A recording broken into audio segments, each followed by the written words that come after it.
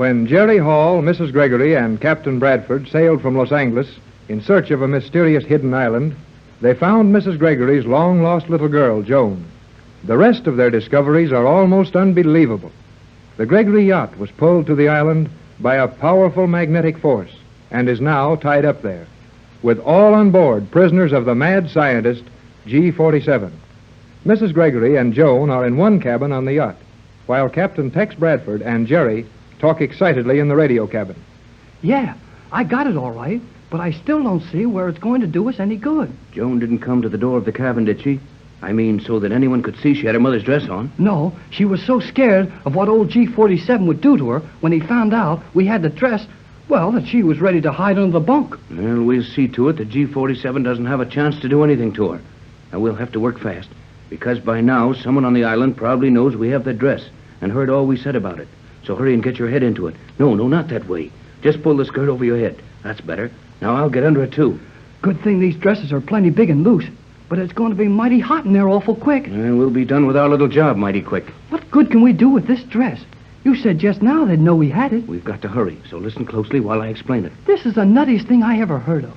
What would people think if they could see us with a girl's dress wrapped around our heads, using it for a hood? Well, it may sound foolish, but the material of this dress of Joan's is the first ray of hope we've had. Now we can talk in safety and make a few plans for the first time since we hit this island.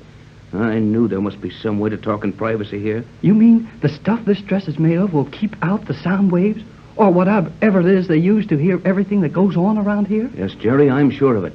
You know, a good scientist never compounds a poison without knowing the antidote, for his own protection, if nothing else. Likewise, a good scientist would never devise a weapon, gas, beam, or ray, one that would be almost universally penetrating or destructive, without first protecting himself, should his own invention ever be turned against him. But those sound waves they hear through walls and clothing, they're not destructive. Well, they don't hurt anybody, even if they do let old G-47 hear all we say. That's true, but it makes everyone on this island virtually a prisoner. No one has any privacy, even in your own room. Every sound and action is recorded somewhere in their laboratories. Nevertheless, we may safely reason that G-47 and his leading assistants, the brains of this mad setup, must have privacy. They conduct their experiments and discuss plans without the remainder of the colony hearing them. They must. But how do you figure the cloth this dress is made of is the stuff they do it? Every suit and dress on the islands, every bit of cloth I've seen here is the same stuff. But G-47 put Joan to sleep with that harmless ray just as easy as he did me. And her dress is made of that stuff. Yes, but if you had been awake to see her get the ray, you would probably have seen him point at her head or hands. What is this cloth, anyway? I mean, where did they get it? We'll find out in time, but let's hurry with this plan. Someone might decide to board the yacht just to make sure we're behaving ourselves. Okay, Tex.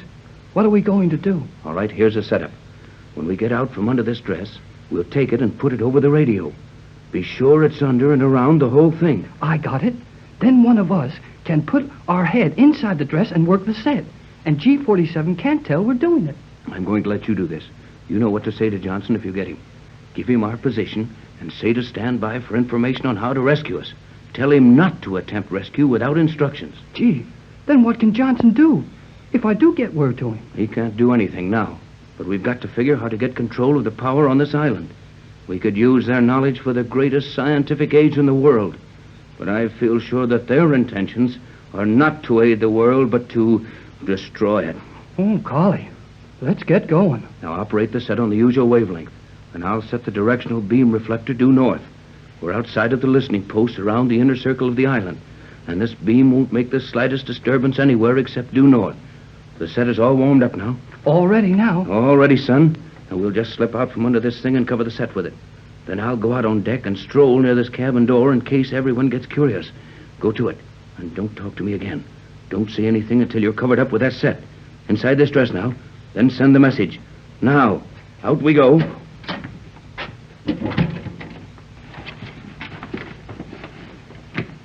Gee, it's a mighty tight squeeze in here.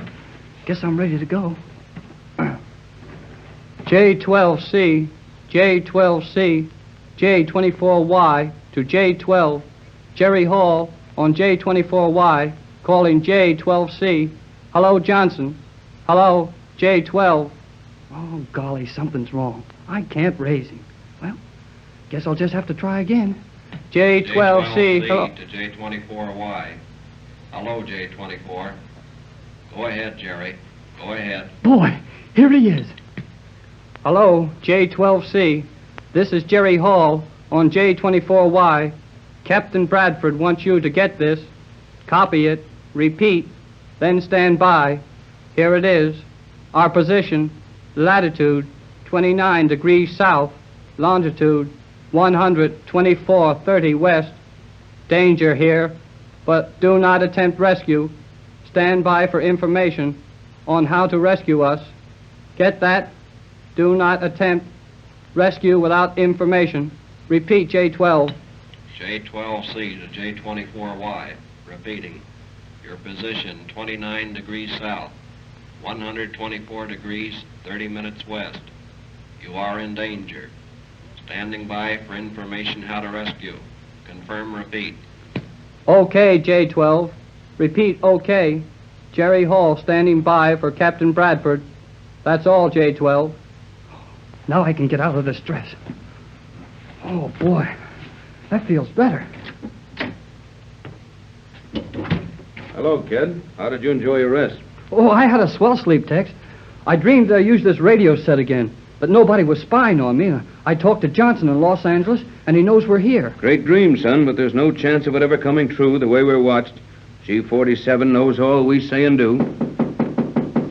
I wonder. Maybe it's one of the crew. No, they're all asleep. Shall I open it? Wait a minute. I'll hide the dress. Oh, heck. I might have known it.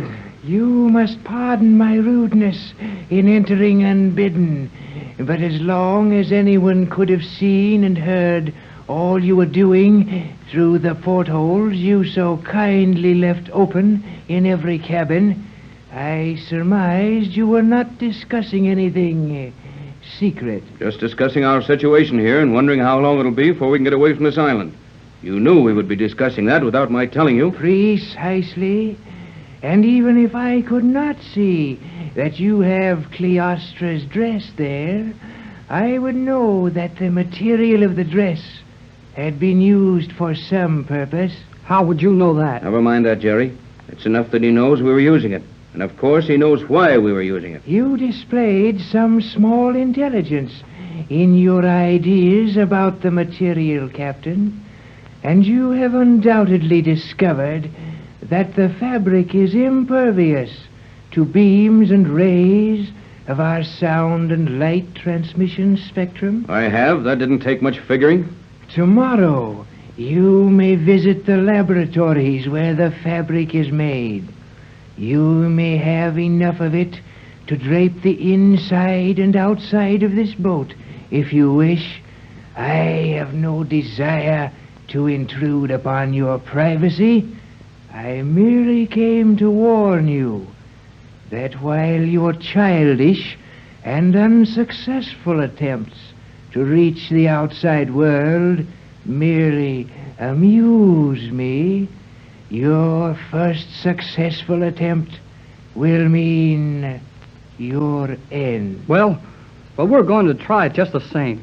You can't get away with us forever, and you know it. Steady now, Jerry. No use losing your head about it.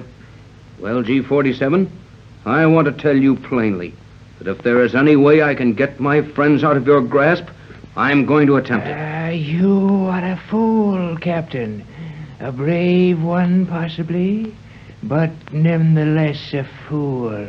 Your life would mean nothing to me. I happen to know better, for I have something you want. Yes, you clever meddler, you have.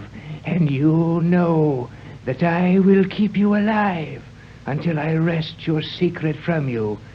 The only thing in the universe we Euclideans have failed to master. And as long as you live, I know that in some way, at some time, I will get your secret. Well, you can't torture it out of me, and you're not a magician. How will you do all this? The time will come when you will be glad to exchange your secret for the freedom of your friends and yourself. Nothing doing on that. If Captain Bradford has something you want, we'll stay right on your island for the rest of our lives. All of us. but you'll never get it. You see how it is, G47? You're just wasting your breath. Yes, and Joan wants to stay with her mother and the rest of us. She belongs to our world, and she's going back to it with us. Cleostra may stay with you, and she will save you a lot of worry by telling you as much about the island in an hour as you could learn by watching us work for a month. But she will have to be content with your descriptions of the world. She will never see it, except as a loyal subject of Euclidia, when we Euclideans rule the universe. Do you mind going now? We've got things to do, and your boasting and bragging gets on my nerves. It is a pleasure to leave such hopeless company. Well, maybe we're not as hopeless as you think. Quiet, Jerry. You need not warn the boy, Captain. I heard his little radio message to Johnson. Gee, the dress was no good, Tex. So, the dress didn't work, eh? The material of the dress worked perfectly, but your radio beam was intercepted as it passed through our magnetic fog. But then, if you heard my message to Johnson, why did you let me give him our position and warn him of our danger? Don't you know that radio message will bring a fleet of battleships down on you if anything happens to us? On the contrary, you have protected me nicely. Johnson will take orders and execute them accurately. You ordered him not to move in your rescue. Your position means nothing. You had previously given him that, as the yacht was held to the magnetic fog. If you had not tried this wild scheme tonight, there was a chance your Los Angeles agents might have acted on their own incentive to rescue you. But you have blocked that yourself. You have prevented your own rescue, and I will prevent your escape.